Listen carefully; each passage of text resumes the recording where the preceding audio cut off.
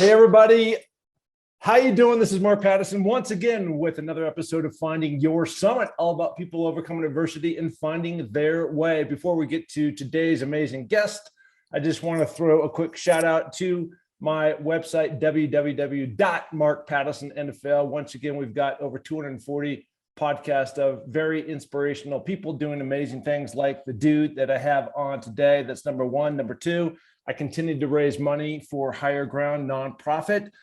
You can go to that tab on the philanthropy, and these people are doing just absolutely amazing things here in Sun Valley, Idaho, New York, and Los Angeles in terms of trying to give those, especially military people, empowerment to do great things out there in the world. And of course, you can continue to go on and push the little red button on my website, which will take you to the NFL 360 documentary of my amazing trip up Mount Everest and back down safely. So that button is there. So on that note, let's get into today's guest. He is the one, the only Ted Nugent. How you doing, buddy? Mark, I'm doing so good at stupid, and I'm willing to share it with you. Thanks for having me on, because I understand by all social indicators that you, Mark, deserve me, because you are a warrior for life, liberty, and the pursuit of happiness. Every day is a Mount Everest. Let's climb that son of a bitch, shall we? Now, why is it that a lot of people just haven't figured that out? You know what?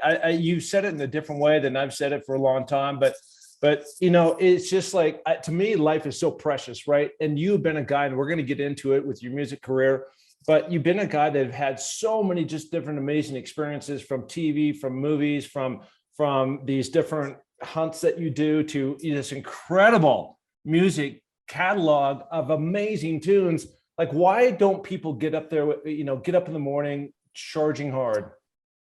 Well, you know, I graduated from the American anti-education system, and I always say I didn't go to college because I was too busy learning stuff.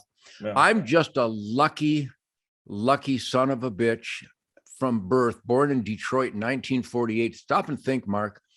The whole world recognized the self-evident truth that the American GI warrior, the military warriors of the United States of America, intervened to crush the pure evil of the Japanese Empire and the Nazis. And I was born just a couple years after that, 1948, where Detroit was the arsenal of democracy. I mean, what better environment to begin life than the arsenal of democracy, where good clearly crushed evil. Now, I couldn't have told you that when I graduated from high school in 1967, but over the years, I was always approached by heroes of the military because they would hear my uppity, rather flame-throwing, outrageous double gonzo radio interviews celebrating my outdoor lifestyle.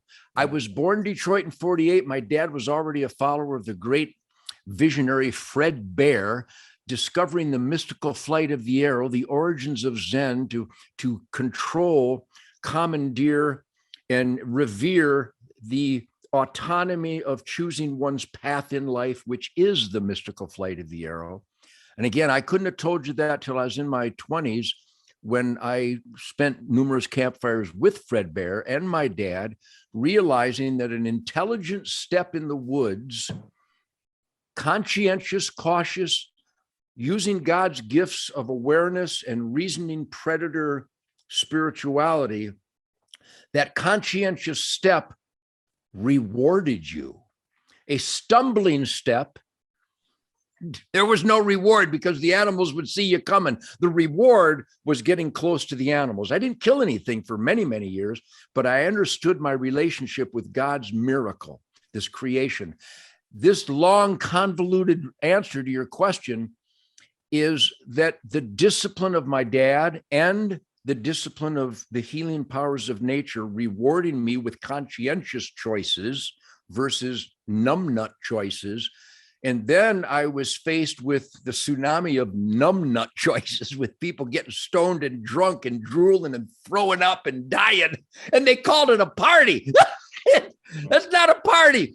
My party is around a campfire, sharpening an arrowhead, absorbing with a clear, clean and sober radar the pulses of life, and I know you understand, because you don't get to Mount Everest without understanding your role in a conscientious participation with the pulses of life. Well, that's why my guitar breathes fire. That's why I get up in the morning and I actually harass my beautiful wife, Shemaine, with snuggles and smooches. And she goes, enough. Okay. All right. So I'm an old man, and I know you respect your elders. I'm 73 years clean and sober. No, man, you're clean and sober and you're young at heart. But, I think also another thing with you, Ted, is that you have the power of curiosity. And I think that, absolutely, I'm a critical thinker. Yes. Right. So whether you're right or whether you're wrong, you're always out looking for the search of your own truth. And a lot of what you're talking about, and I know I've done a lot of research on you. I can't tell you how many times up and down the mountain I've gone listen to you and Rogan go at it. That's a long ass podcast, but it's just the whole thing about you getting into nature and what everything in life means down to the core. And that probably has a direct relation to a lot of the songs that you've written over time, the lyrics that you put to that. Growing up in Detroit, then, was that your musical influence? Because you had a lot of things going on there, right? You just talk about the environment, but for sure, the Motown, I know you're not a Motown guy, but there was so much that was coming out, right, in that area. There was a whirlwind, an electricity throughout from birth onward in Detroit that was epitomized by the soulful authority, the musical authority of those Black founding fathers, of electrifying and increasing the groove and the thunder and the dynamic of gospel music, of the lamenting, the emotional heartbreak of human beings that knew slavery was wrong and that somehow they had to break the shackles. And that was represented by this uppity, spirited, defiant music of Chuck Berry and Bo Diddley, Little Richard, and Motown. So somehow in Detroit, there was a band called Billy Lee and the Rivieras who turned their name into Mitch Ryder and the Detroit Wheels. I opened up for them with my band, The Lourdes, in 1960. There was another band that night, Martha and the Vandellas, a brand new band from Motown. So I was literally mesmerized, and you used the most important word for quality of life, curiosity. I wanted to know how these guys got this inescapable grind and groove and this soulful cultivation of a gift of vocalizations and guitar lines and the drum sound, and Mitch Ryder personified that, and Bob Seger and the Last Herd, my band, the Amboy Dukes. You had the Scott Richardson Case and the Rationals and Grand Funk Railroad, and they all emulated our Black heroes. So there was a tightness, a James Brown dream of super inescapable groove tightness that so overwhelmed all of us. And I struggled. Here's the beautiful thing about it. Climbing Mount Everest is a struggle that I can only imagine, but I so struggled to learn these guitar licks, Chuck Berry guitar licks, and Dwayne Eddy and Lonnie Mack and the Ventures and Motown grinds. I struggled. I practiced. It was so frustrating, but I never gave up. And we started recording, and I've always celebrated those Black artists. You can't play killer rock and roll without James Brown and Wilson Pickett and Motown and the Funk Brothers. So my curiosity and how my jam session, whether it was Jimi Hendrix or Billy Gibbons, or on stage with Hart, or on stage with Brian May and Eddie Van Halen, or playing with B.B. King, I wanted to remain clean and sober so I could accurately absorb their genius. And it ended up in my catalog, in my inventory, in my arsenal of awareness, licks, grooves, lyrics. So I've been overwhelmed, but it was a photo finish, and the finish hasn't ended yet, of the mystical flight of the arrow getting close to wild animals and the music that is primal. Well, Mark, what is more primal than killing your dinner with a sharp stick and playing Chuck Berry music?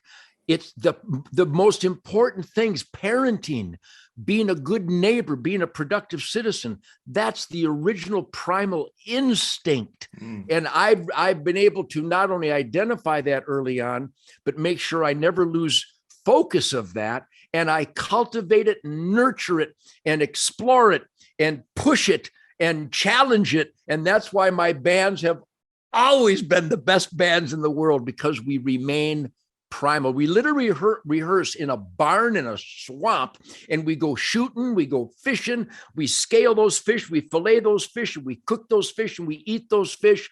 We're so connected to the original earth pulse that's why my songs sound like they sound. I'm convinced of it beyond a shadow of a doubt. Well, listen, man, I live out here in Idaho, so you know about that, right? There's Yes, a sir. whole lot of, I'm 100 yards from the river and all kinds of great stuff around. So when we go back, it's interesting. It's kind of actually a little bit of a paradox of what you were just saying, because, on one hand, you want this pure form of going out and being connected to the origins. A lot of this music that was going out, Chuck Berry, the way you can just flip and jam and crank and just attack the guitar, right, and make that thing sing. And at the same time, like when you go back, and the reason why I'm so excited, because so much of my youth, you were in it. You don't know that, but you were in it, right? So I grew up in Seattle, Washington, and so I'm up there, and we're in high school, and we're Stranglehold Baby, and all the Cat Scratch Fever and Hey Baby. I could just go down the list. And the irony is that in those days, in particular, you were part of that whole big stadium rock and roll, right? And it was amazing, right? And you're there with the long hair and jamming and doing your thing, right? No shirt on, fit as can be, but you're out there. You're basically singing. Yeah, there it is. There's the rock and roll. There it is. There's the instrument. There's the weapon. But you're basically out there singing to all these people who are just the kind of the opposite of that. They're there. They're probably stoned. They're drunk. They're all that stuff. And those were your peeps that idolized you. And because of your energy that's on stage that you've always had, I think we all just assumed that you were part of that group, but you weren't. You've leaned this in this business that is not necessarily like you've been very clean and sober, throughout the entire span of what you've done. So, from your standpoint, like when you go and you're in this environment from the other musicians you played with, and, there's a lot of people that are taking a lot of drugs. How did you deal in that environment? Well, a lot of, it's always been a standard statement that Nugent doesn't party. Oh, I party, but not with drugs or men. But my parties don't include spittle or throwing up or dying. Yeah, I don't know how that ever became known as a party. That's not a party. You want a party, hang out with Uncle Ted around a campfire with a guitar and beautiful people and smart, cocky, funny, uninhibited people. That's my kind of party. So it is important. And I've always celebrated this. And if you go to my social media, and I've always raised hell. I've been clean and sober my whole life. I'm 73, and I will outrun your ass. I will outskin your ass. I will outshoot your ass. And I'm just a simple guitar player from Detroit, but I carpe diem, man. God gave me another day, and I'm going to use it to the best of my ability. So when I was surrounded, before the hippies and the stoners, there were the beatniks. I was playing the University of Detroit fraternity party at the age of 11, and it was beating. It was Dobie Gillis and Maynard G. Krebs with the beret and smoking this really delicious smelling cigarette, and I had no idea what it was. In fact, for many, many years, I still didn't understand it, but they would get loopy. Yeah. And my fellow musicians would get loopy. Mark, the gifted virtuosos that I've been surrounded by since 1959, 1960. I could name every drummer, every bass player, every keyboardist, every guitar. I mean, gifts from God musically, artistically, adventure like Lewis and Clark of uncharted musicality. But the more drunk and stoned they got, the looser, and not loose can be good, has a swing to music. Some music is swings, especially Zydeco and good R&B has a loose swing, but it's not sloppy. And the stoners and the drunks got sloppy. And it was compromising all the rehearsal we put in to make these musical maneuvers so tight and so cohesive and rhythmical that it would mitigate the effort we put into delivering this beast of a song. And so I started realizing that, man, if we're going to be the tightest, most energized band, you got to be clean and sober. Yeah. What a Mount Everest that was for me, because I was surrounded by stoners and drunks that thought they had to have that outside influence to loosen up and be adventurous. And Keith Richards notwithstanding, and a lot of great music has come from a lot of stoned and drunk guys. But I spent the weekend with Keith Richards in 1979 at Studio 54. I would have loved to have a conversation about Howlin' Wolf and Muddy Waters and Mose Allison, all the Black influences that created Rolling Stone music. But the guy couldn't carry on a conversation. Mm-hmm. And I would have loved to talk to Ozzy when the Amboy Dukes were playing with Black Sabbath. But, you know, if you can't have a communication, what do you have? Yeah, and I'll tell you what you have: nothing. You know, so, I just want to echo what you're saying, because, you know, I'm obviously, you know, I played in the NFL, and there weren't a lot, but there were always some that, you know, were on drugs and we're trying to hide it and all that kind of stuff. And it's just, you know, it's just such a foolish path. And there's never, you can't give me one great story, one great outcome of something that's had an arc. Even the guys that are now clean and sober, which is, you know, thank God, but they had to go through the trials and tribulations and breakups and marriages and rehab and the amount of money and all that kind of, there's no great story to somebody starting drugs, taking drugs. And I've been on that path for a long time, you know, just like the same type of thing, just banging the beat. And there's so much life that's out there that you don't need to do that.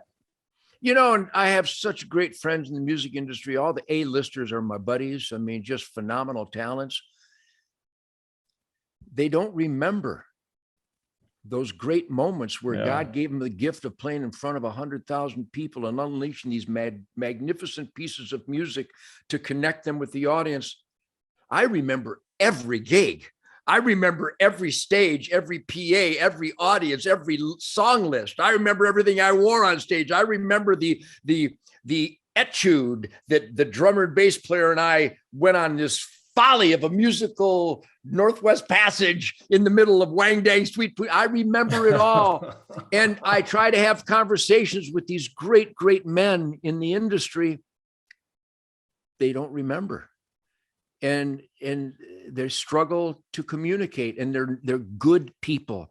They're kind people, but there's a weakness inherently in the human species where you can actually you can make the horrible mistake of acknowledging that there might be a thing called peer pressure. Mm. It's false. Well, unfortunately, it happens to be true. But if you stand strong, there's no peers.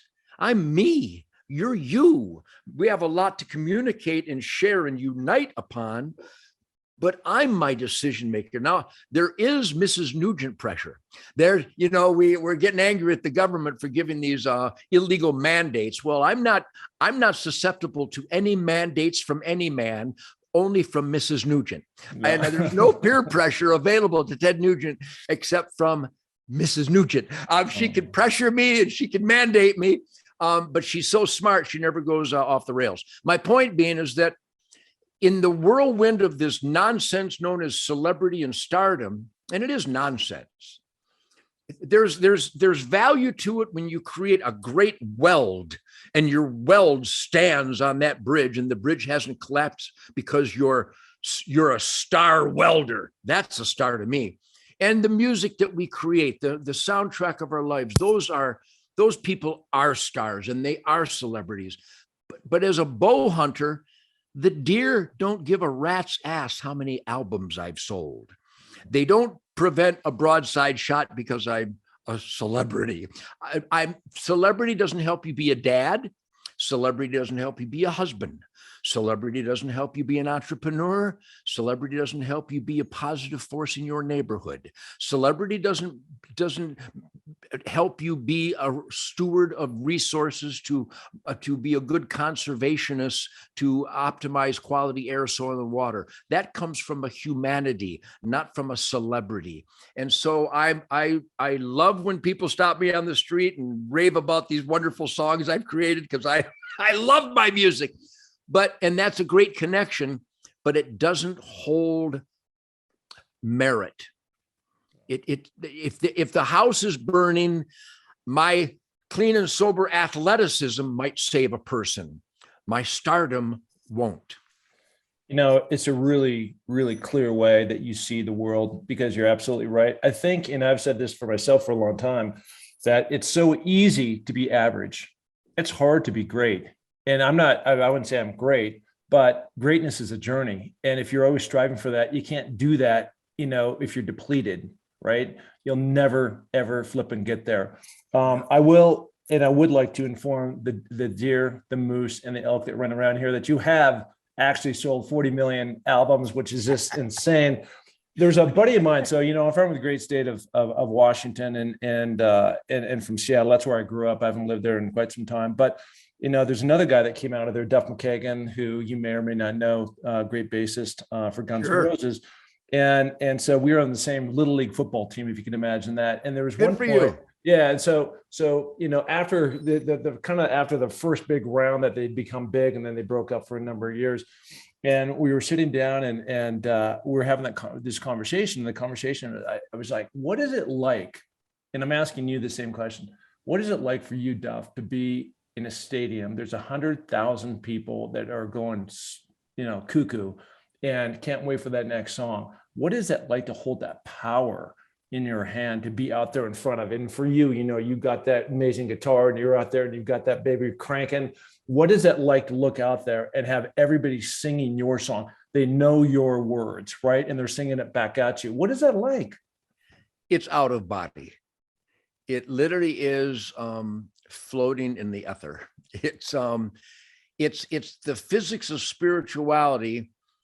And with me, I never compartmentalized it as a power, but rather as a unification, because I love my music. That's why I play my guitar every day, to find new expressions of beyond humanity, which I've really accomplished. I have a brand new record called Detroit Muscle, and there's a song called Feedback Grind Fire. And let me quote the lyrics to Feedback Grind Fire, because it answers your question. Yeah. You're humbled that all these people paid hard-earned money to celebrate these songs that you created, and the effort you put into making them powerful and tight and emotional and defiant and uppity and sexy. Every imaginable human fiber is expressed in music. But the song says, tell me what you want, tell me what you need, tell me all your wildest dreams, give me some feedback, grind fire, tell me what all of this means. Did it feel good? Did it feel right? Did I set your soul on fire? Did you fall in love? Did you live your dreams? Give me some feedback, grind fire. That could be a love song to Shemaine, and it's a love song to my fellow man. Yes, I have to be the best that I can be if I'm going to save you from the burning house, or if I'm going to give you some information based on my radar absorption of evidence, truth, logic, and common sense, especially in this culture war, in this horrible time in America. Am I in the asset column, not just for me and my family and my land and my community and my country and the world? I want to be in the asset column for you. And when the most underappreciated or identified power of the music that you love, including all the songs that you love, is the work ethic that musicians put into creating this musical force. When they get on stage, they know that arrangement, and they know the nuances of the changes from the verse and the middle eight and the choruses and the intro and the solo and the crescendos. The work ethic of all your favorite bands is one of the most underrated elements of the music industry and the music world. And so when you're out there, there's a sense of immeasurable joy and satisfaction that all your hard work to create these songs and deliver them with such spirit and authority and energy and piss and vinegar and sexuality and emotion and outrage, and that they're loving it. It could go to your head and turn you into an egotistical dirtbag. Or in my case, and I know people think I'm an egotistical dirtbag, but in my case, I'm humbled beyond measure. I love this song and this guitar movement that I created. And so do they. Yeah. They appreciate the effort I put into this. They appreciate the sacrifices we've made to go on tour all the time and to rehearse so diligently. They love our effort and the product of that effort. So I guess my opening response, it's out of body. It's one of the great Mount Everests available to mankind. And I tell you, every gig, I've done 6,766 rockouts. That includes some jam sessions and some spontaneous getting up on stage with Tim Montana at the ZZ Top concert recently and playing Cat Scratch Fever. I love to play. If there's a guitar and an amplifier nearby, I'll be on that sumbitch. So when you see that kind of huge crowd celebrating your efforts and your musical vision, it can be very empowering and emotional, because you wonder, how in God's name could my love of music and discovering these musical maneuvers, how could it make this many people this excited? It's awesome. So I was watching last week. It's a completely different style from you, but I think you appreciate all styles. And so I was watching Brian Wilson, and he put together this album called Smile.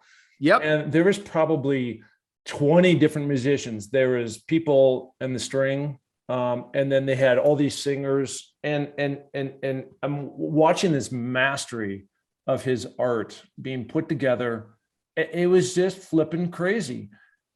Like his process, I can't even imagine, like the rehearsal. They were doing this now, is filmed in front of a live crowd, and everybody's got a different kind of instrument, and they're all singing different parts and harmonies, and you got the violins and you got the horns and like to be able to comprehend that was mind blowing to me. Yes. And so for you, like when you're coming up with all these songs, right? You've had all these albums, and we'll talk about Damn Yankees and some of this other stuff, and all these things that you've done, like how do you do that? Well, like, why can't I just sit down on my guitar and come out with something amazing like you've done? Like what is that gift that you have? Well, I do a lot of interviews because people are fascinated by that process and the musical creative lifestyle. I'm fascinated by it. I conduct interviews with great musicians. I had Billy Gibbons on my Spirit Campfire, and Ricky Medlock from Blackfoot, and Leonard Skinner, and I had my Damn Yankees on, and Derek St. Holmes, and all these phenomenal musicians. And everybody's fascinated with how you write songs, and they all do. John Rich, my buddy, John Rich, Kid Rock, my buddy, Toby Keith, my buddy, Blake Shelton. These guys are songwriters, and they do sit down with a pad of paper and a pencil and their instrument, and they contemplate a song, and it works. Obviously, they created some masterpieces. I don't. I have never sat down in my life with paper and pen. I'm here in my man cave cuckoo's nest right now, surrounded by artillery and bows and arrows and dead animals on the wall and much spirit, a lot of voodoo, a lot of mojo in my man cave cuckoo's nest. Just the ammunition alone will give you a boner. So I do earthly things. I go out and check my traps, and I catch varmints and I skin them. I kill a deer and I gut it and I cool it and I clean it and I skin it, and I train my dogs, and I work on my truck, and I can't believe I have any fingers left. So I am down to earth, earthly, grounded. I'm dirty. And when I come in from my everyday out all my life, from the Amboy Dukes to the Ted Nugent solo maneuvers, to the damn Yankees. There's Sadie looking at. I'll be out in a minute. You be a good girl. Dogs are they're so beautiful. So what kind of dogs you got? What kind of dogs you got? I got a German Shepherd, the world's greatest duck hunting German Shepherd, Coco. And Sadie, the lady, is looking at me very jealous. She's a yellow Labrador, world's greatest bird hunter. And Happy Jackson is a Catahoula blackmouth cur. This guy will climb trees to kill a squirrel. He's awesome. He's Ted Nugent of the canine world. So my point is that I work with the earth. So I remain primal. I kill my own food. I gut my own food. I skin my own food. I butcher my own food. I maximize the habitat so that there is biodiversity, clean air, soil, and water. So I am Cochise. I'm Crazy Horse. I'm Jeremiah Johnson, at least the best that I can be. Yeah. And so when I come into the cuckoo's nest, I just got in. When I raced to come in here and do this, I came in 1 minute before I was supposed to get on. I appreciate will pick up my guitar like I do right now, and I will go.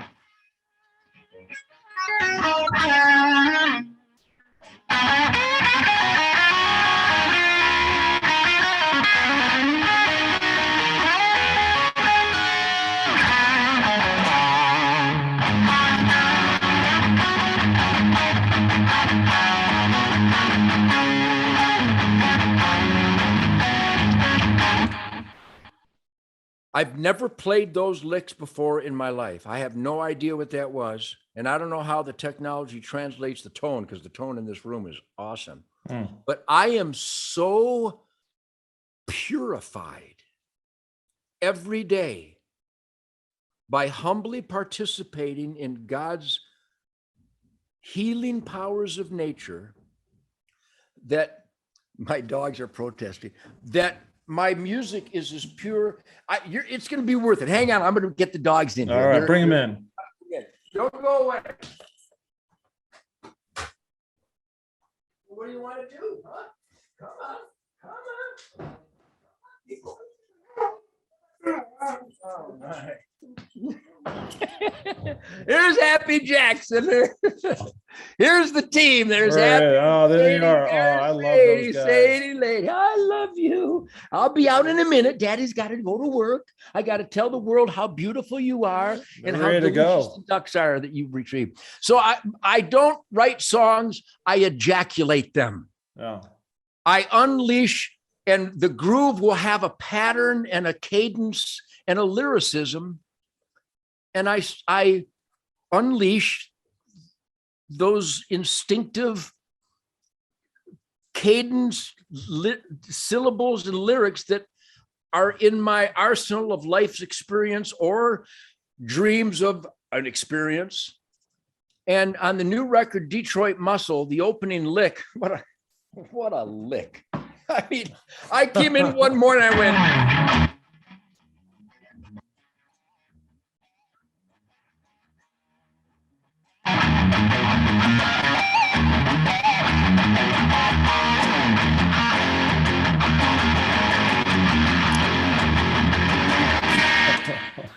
And it went, strap your ass in. I got a fire-breathing Mopar. Downtown Detroit is like a rock and roll dream. Kick out the jams if you really want to go far. The Motor City Soul gonna make you scream. I have no idea. I didn't write it down. I had to go back and I just keep playing, and it's as spontaneous as the instinctual attraction to that skinny, fine, shapely, coy beauty across the room. It's as sensual and sexual and spiritual and organic and unfettered. I'm an old man, but I create my music the same way I did when I was 12. I just pick up the guitar and my hands go places, and my craving of a rhythm and a groove, I deliver that. I find and I deliver that rhythm and that groove, and it's because I'm so comfortable and familiar. Like when I shoot my bow, the worst thing you can do when you shoot a bow and arrow is to think about it. It's a samurai thing. Too many minds. You don't. Yeah, I get that. I get when that. When that trained, dedicated, who's the guy that throw the pass to the quarterback? I'm not a sports fan. No. I don't watch it. But the quarterback, he doesn't go, well, he is at 92 yards and I got to throw with X amount of kinetic energy on this. No, his brain, his instinct, his gifts from God go, all right, he's running. Bam! Yeah! Bam! It's in us. The great native chief, I forget which one it was. Doesn't matter. They were all phenomenal mojo. God already gave us everything we need. We have it. We all have it already. Need to find. First of all, you need to acknowledge that he gave it to us. And then you have to dig and find it. And if you find it, you can be the greatest welder in the world. You can be the greatest guitar player in the world. You can be the greatest quarterback. You can be the greatest dad in the world. You can be the greatest farmer in the world. You can pursue your dreams, life, liberty, and happiness. If you dig deep, take a deep breath, shut up for a moment. Remember who's saying this, because I'm verbose. I love to celebrate the things I'm passionate about, so I talk a lot. But I'm the master at silence. Last night I was at a tree stand for 4 hours. Yeah. Never said a word. Didn't move. I was literally one with the wind, and I do it. I do it every day. And so when it comes time to pick up the guitar, all that battery recharging, all that spirit recreation, outdoors, recreation, I recreate my spirit and it comes out of my guitar. and so it's an earthly process that goes deep into the spirit world. But you have to learn to unleash. And it's great. I'm unleashing your potential. Yeah, well, I unleashed the beast. And at my age, how lucky am I to be this passionate and excited and motivated by those dreams that I had 70 years ago? It's really interesting because, again, I moved from crazy California to Idaho. I live in a little town called Sun Valley, and I'm right outside the mountain. So I live at 6,000 feet. And I moved here 10 years ago because I was going through a bad patch in my life. And what I do is I go out into nature every day, and I cannot be creative. I can't be thoughtful. I can't come up with new ideas, which I've done numerous times, without going out there. I'm the best version of myself when I actually leave my computer, I get away from social media, and I go out and I just think. And so even though you're talking about being one with the wind and being in the tree stand, for 4 hours, and you're out there and you didn't say a peep, I guarantee your mind it's impossible not to have thoughts. And then I can absolutely see how you could translate that same energy, that when you come back in and all of a sudden stuff's just flowing, maybe you have a concept, you have whatever your process is, and there you go. Ted, the rocker, gets after it in so many different ways. One thing I love about you is you're such a positive and enthusiastic person. Like, if the whole world was like you, right? I think I'm that way, same way too. I think the world would be a better place, and we wouldn't be. Well, thank you. Yeah, no, but so considering like your arc over life, right, which has been this really amazing journey. You've had all of these different experiences and these different mediums. Have you ever had a period in your life that was difficult to deal with, and then you had to overcome that? Oh, absolutely. I mean, I'm so human. Nobody's getting out of here alive. Yeah. I went through just a heart-torturing divorce. Yeah. I lost my brother John 2 years ago. My mom died at the age of 62, just a fireball of humor and energy and spirit. I ran over Shemaine's 50th birthday puppy and I killed it. I mean, I've cried tears of blood. I'm real uppity because in those moments of anguish and suffering and heartbreak, I really let her go. I unleash. I am a crying, sobbing, helpless, gagging, emotional puddle. And I don't hold any of that back. What doesn't kill you makes you stronger. I really believe that. My brother John was such an amazing guy. What a great, great man. Worked his ass off, funny, the most instinctive, natural sniper marksman you could ever imagine. A great dad, a great husband, a work ethic beyond Hercules. And the medical institutions killed him at 65 when he finally retired after going to work every day at 4 a.m. in Chicago. My mom was such a fireball. We had such indescribable, gagging laughter. She's the funniest person that ever lived.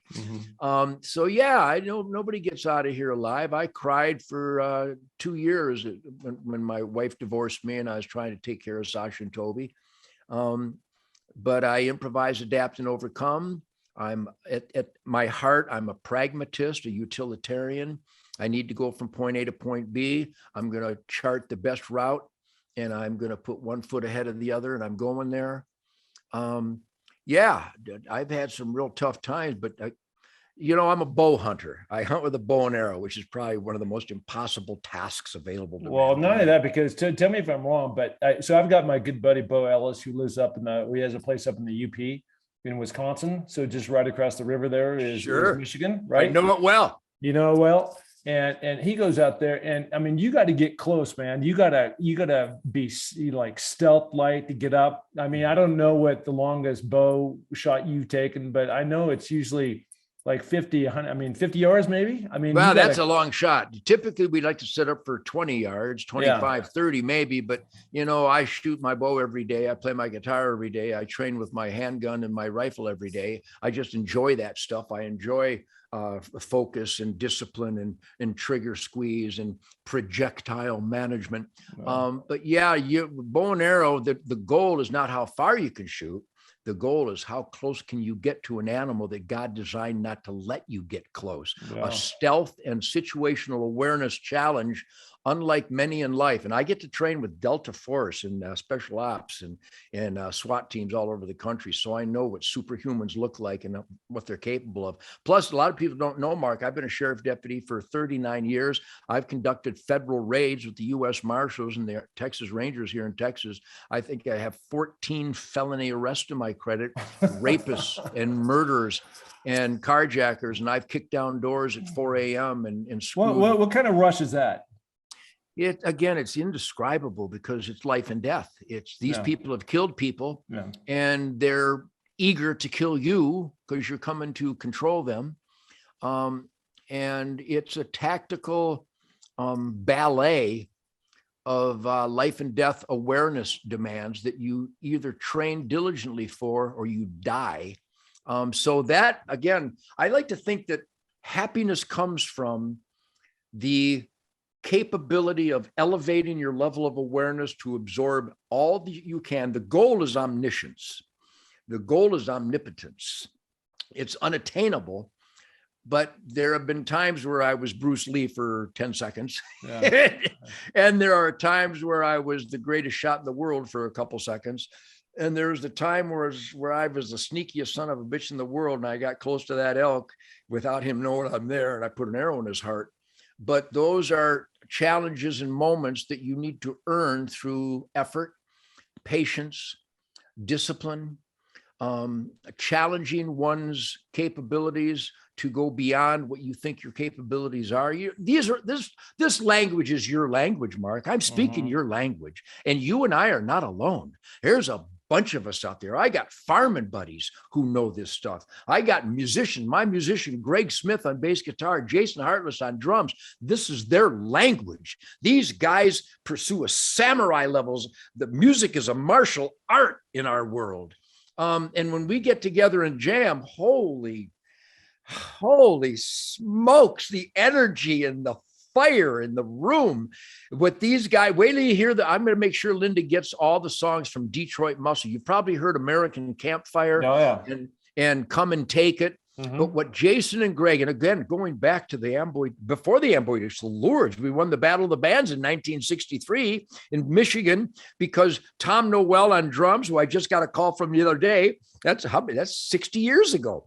And Pete Prim on bass and John Finley, God rest his soul, on rhythm guitar, and John Brake, God rest his soul, on vocals. We were a tight teenage musical force because we were inspired by James Brown and the Motown Funk Brothers and Chuck Berry and Little Richard. And we knew that we had to deliver fire.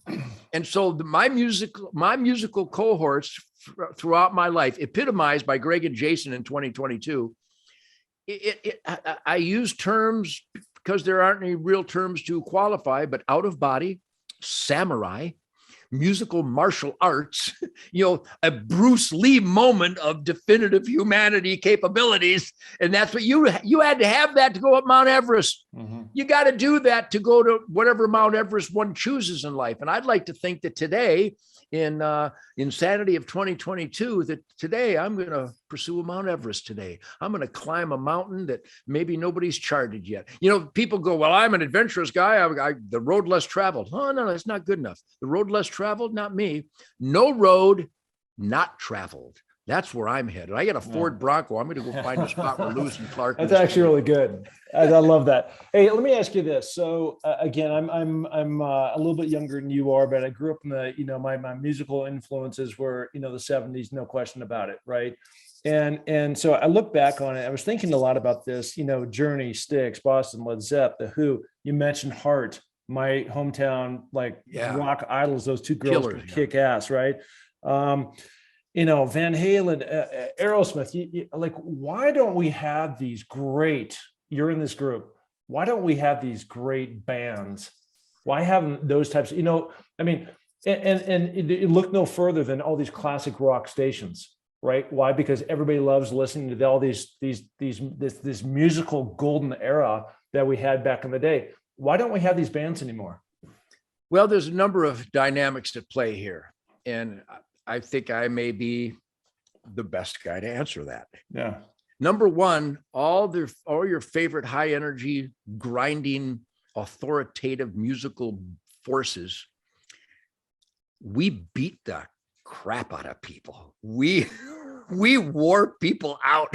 I mean, you go to an AC/DC concert when AC/DC and Def Leppard opened up for me in '78, and then Def Leppard and then AC/DC, and then Ted Nugent. Where do you go? Now what do you do? And that happened every night. And then you got Aerosmith, and you got ZZ Top, and you got Van Halen, you got Montrose, you got Sammy Hagar, you got Foreigner, you got Journey, you got Heart, you got Cheap Trick. Yeah, are you kidding me? We literally pummeled people into unconsciousness with the energy and the fire of our music because, Mark, we were the direct connectors to the original founding fathers. Every one of those bands you and I love, and we could go on, Grand Funk Railroad, Brownsville Station, Bob Seger, doesn't matter. We carried from Chuck Berry's hand, we grabbed the baton. So the influence of these fire-breathing Black heroes were still connected to us as we took the baton and continued that musical marathon. Now, add to that the dumbing down of America, where people don't know, much less value, the history of the struggles to make the American dream. Do you realize what the pioneers went through?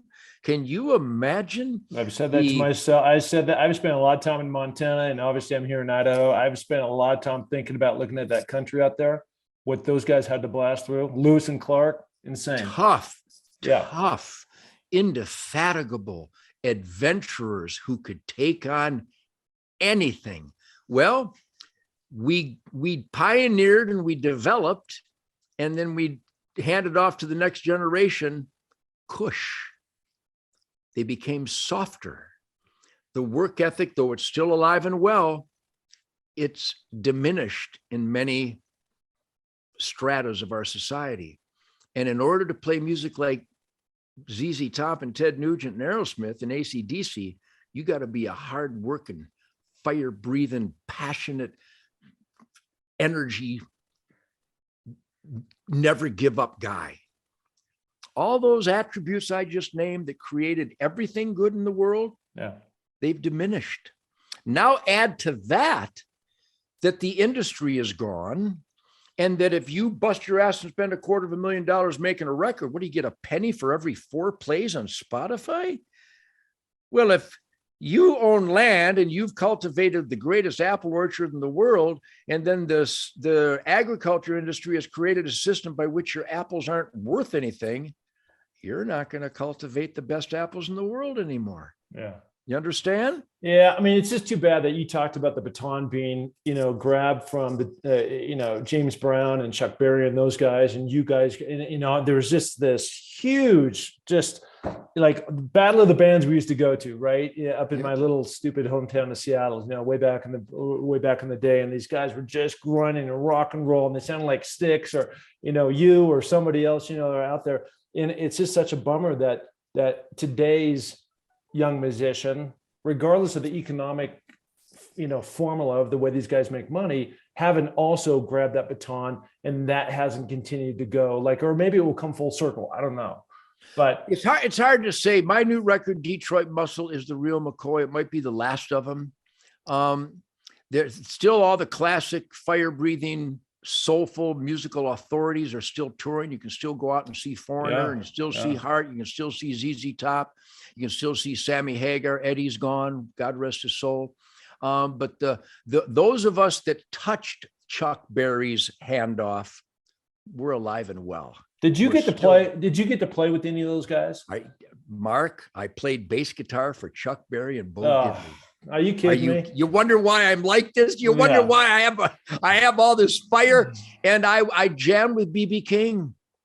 I jammed with all the greatest, again, all the greatest guitar players in the world. I've been up there jamming with them. Brian May and Eddie Van Halen and Billy Gibbons. And you mentioned Styx, Tommy Shaw, one of the most amazing guitarists on the planet. My original guitar player, Derek St. Holmes, one of the most fire-breathing, talented, emotional, soulful guitarist, vocalists on the planet. I just got a call from John Sykes from Whitesnake the other day, talking about gifted and capable and fire-breathing musical power. I could name them. I got to jam with the best of the best. I've got on stage with the best of the best, and I absorbed all their fire, and I cataloged in my musical arsenal all their influences, and they're alive and well. That's when I pick up the guitar. You can hear everybody from Howlin' Wolf and Muddy Waters to Mike Bloomfield and Chuck Berry. Are you kidding me? I'm just the luckiest guitar player in the world. And again, I mentioned my rhythm section. Jason Hartless on drums, 23 years old, from Detroit. He started playing with me when he was 19. He started playing drums when he was like 4. And Greg Smith on the bass guitar. These guys are musical animals. They are the best that have ever roamed the earth, and they're my rhythm section. So my inspiration level is off the charts. As you're talking about that, and I'm talking about now kind of an apple and an orange a little bit, but having been very blessed to be playing the NFL, and I was never a great NFL player by any means, but I got to be on the same field with Joe Montana and Steve Young and Dan Marino and Jim Plunkett and Marcus Allen and all these guys that have gone on to have these all-pro careers, and just to be in the midst of greatness and see their work ethic and their talent. Yes, the work ethic. It's just there's so many times I think people turn around and say, "Hey, Ted, you're lucky," and I would argue and say, or you could say this about me or a lot of people who have had success, right? And I would argue that there's not a harder driving person that has the stronger work ethic that the people that have that kind of success. It's not luck, right? Absolutely. Even guys, you stop and look, Mick Jagger, what is he, 78, 79? He's rocking it, man. He's out there dancing like some kind of teenage maniac. And because he takes good care of himself, because he's dedicated, he's professional, and their work ethic is unmatched. And like you said, these NFL guys, what a work ethic. These guys never stop training and working and perfecting their art. It's an art. Yeah. So yeah, the work ethic is the foundation of all happiness. If you don't have a work ethic, you're never, ever going to be really happy. What's the path forward for you going forward? You just put out this new album. I can't imagine how many albums. Well, I do. I've looked at them, and you've sang with all these different people. I was looking at some of these different. Even like MacLeod, right, who just passed away last week. What just an amazing talent, right? That probably never got his just in terms of the amount of things he was able to pull off. But like for you, you're 74. I don't see any stop, man. You got your hunting thing going on. You got these TV shows. You got, you're involved in politics. You've got so many things happening. Like where does it? Hopefully the answer is, you're still in search for that perfect song or something. Well, again, my motivation is endless. I wake up every day with this unbelievably dangerous, gorgeous, smart, funny, cocky woman. My wife for 33 years. I've got wonderful sons and daughters. These are the most important priorities, obviously, is God, family, country. That's why I'm a political activist, because I dare to experiment in self-government. Boy, that's radical. Wow, how dare you think that you're in charge of your own life? Whoa, that's radical. Duh. So God, family, country, dreams, justice, good over evil, and the soundtrack that represents that. I can't not play my guitar every day. I got these Gibson Birdlands, I get these amplifiers, and I'm constantly experimenting with tones and sounds and maneuvers. I play notes that God hasn't even authorized yet. I'm finding noises that Yusef Lateef, Sun Ra, and John and Coltrane wish they could have blown out of their saxophones. I'm an adventurous guy. I don't believe in the road less traveled. I believe in no road never traveled. Yeah. I'm a lucky guy. And I think when you're clean and sober, your curiosity expands. Mm-hmm. And that was a great opening. That's a word I'm going to use more often, because that really is the essence of probably most meaningful things in life. Curiosity. Can I do that? Like the song Feedback Grindfire. It's to Shemaine. Tell me what you want. Tell me what you need. Tell me all your wildest dreams. Give me some feedback grind fire. What a great word. Feedback grind fire. That's because these hollow body jazz guitars, no other guitar in the world can do this.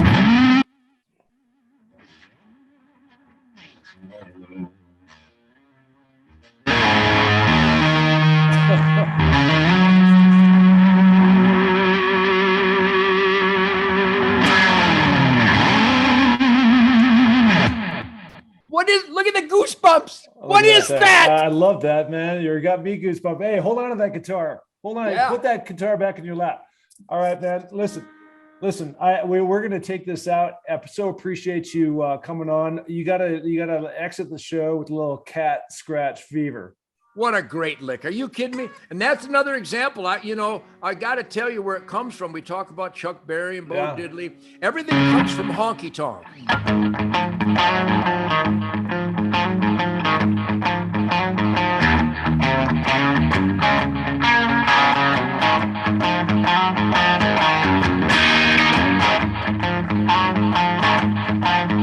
Everything's there. Yeah. Well, because I'm always experimenting instead of just going.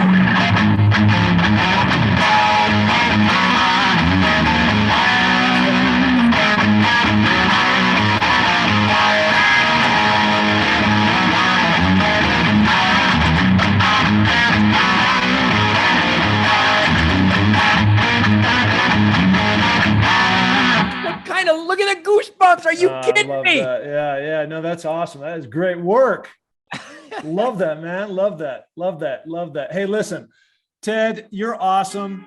Seriously, you're awesome. You're a good dude. You got your priorities lined up in the right way. You're a free thinker. You got the power of curiosity working for you.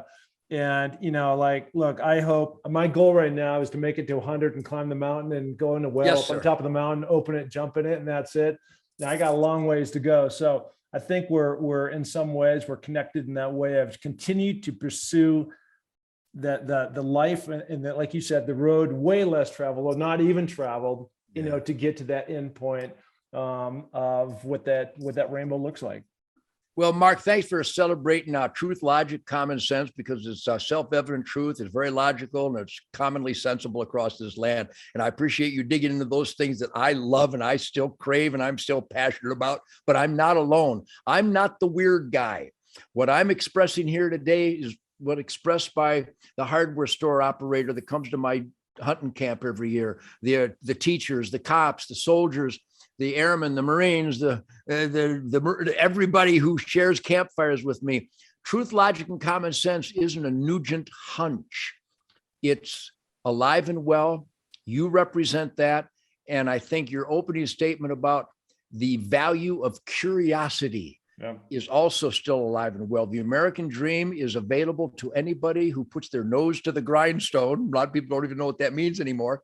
And that they make certain sacrifice, take risks, be that man in the arena, in the swirling dust of this wild life God has created. And we're going to stumble. We're going to bite the dust once in a while, but we got to get back up, brush ourselves off. And like the great white buffalo, we don't back away from the storm. We greet the storm. We head straight into the storm with that big furry head and those horns, and we take on anything that Mother Nature or mankind can give us, and we persevere. So I know that's your battle cry. I know it's my battle cry, and it's approaching universality across this land. I live in Texas now, and rugged individualism is alive and well. That spiritual work ethic to be in the asset column is still thriving across this great country. And I hope people, in fact, I'm going to go ahead and mention, I want people to join me at hunternation.org. hunternation.org. It's not even about hunting, but the hunters and the fishermen and trappers, the conservationists, down to earth, grounded families of this country. They believe in God, family, country, freedom, the Bill of Rights, the Constitution, the Declaration of Independence, work ethic, the sacrifices needed to be in the asset column. And Hunter Nation is trying to vet candidates to make sure that they live up to their constitutional oath and they represent the core values that created the greatest quality of life in the history of the world in the United States of America. hunternation.org. If you're not participating in this blood and guts, hard-earned experiment in self-government, you're not in the asset column. You're in the liability column. So there's a lot of evil forces out there. I've never seen so many evil forces in the world right now, right here in America. hunternation.org. It's conservative families in the asset column, making sure that those who we elect to represent us also are in the asset column. hunternation.org. Awesome. All right, buddy. Listen, thank you so much. You're awesome. It's great. He is the one, the only Ted Nugent. All right. All right, man.